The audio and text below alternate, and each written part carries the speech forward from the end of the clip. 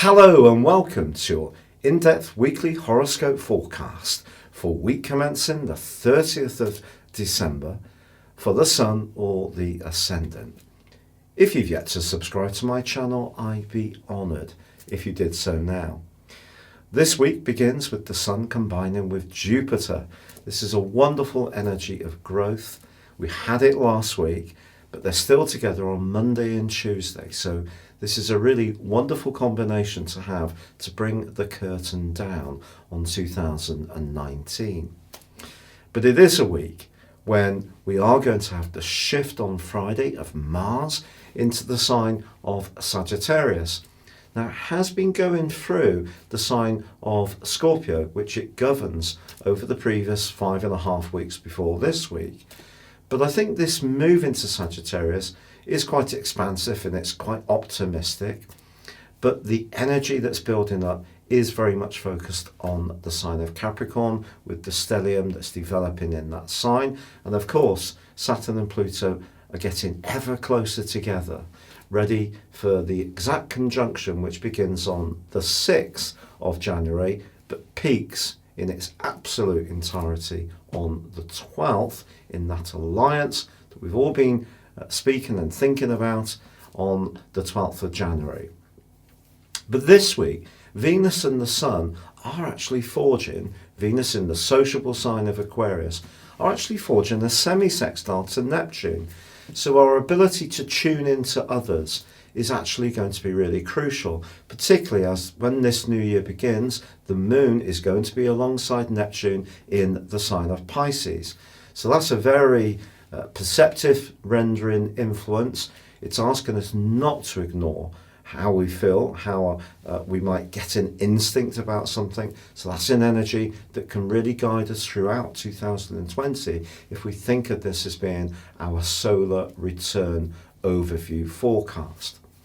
But also, I feel that this influence of Neptune can make us much more mindful of those who are less fortunate, of perhaps being more concerned with making sure that any desires we have for success and ambition and status and more material push, which comes through this Capricornian guise, is tempered by a more spiritual dimension. So that's something we really can gain.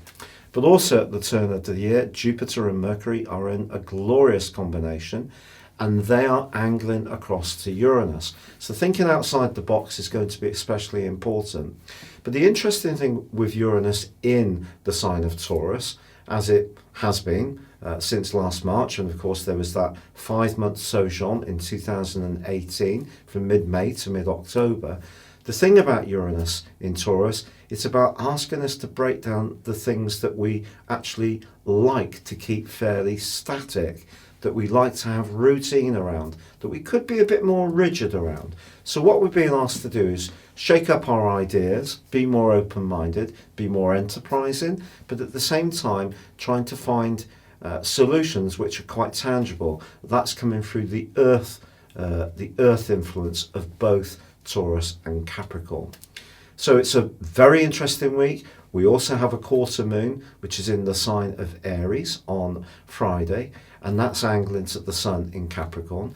So it's possible that the desire or the demand to be more orthodox or to fit in with what's expected, which comes through Capricornian energy, could be challenged by you, by me, by the people who want to set their own path in 2020, be more creative, but at the same time do achieve some kind of significant or substantive success.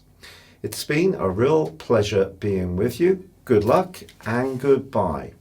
Your specific forecast, Aries, suggests that your New Year's resolutions may be very much focused on what you want to achieve, your goals in 2020.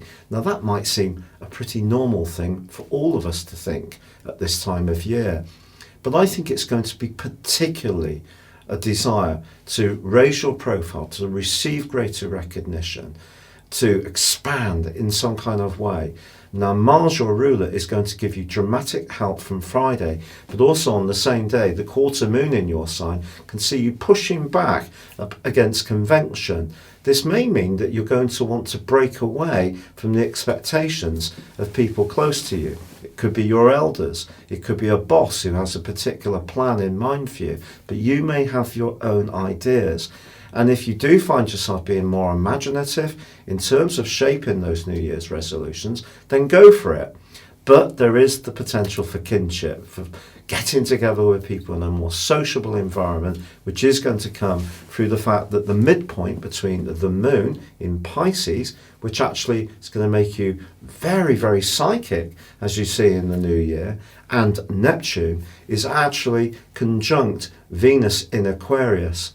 So there is an opportunity to get together with people, but I think it needs to be the right people. And I do feel that you can find yourself talking a lot about your role in life. So whether you're someone who's retired and you enjoy looking after your grandchildren or pursuing a hobby, or you're someone who's really wanting to make your way up the ladder of career success, that role in life is going to be a big part of your thinking over this week. It's been a real pleasure being with you. If you'd like to go beyond your zodiac sign and discover what 2020 will hold for you based on your personal birth data of time, date and place of birth, please see the link beneath this video. You can get the rest of this year free and 30% off. But for now, good luck and goodbye.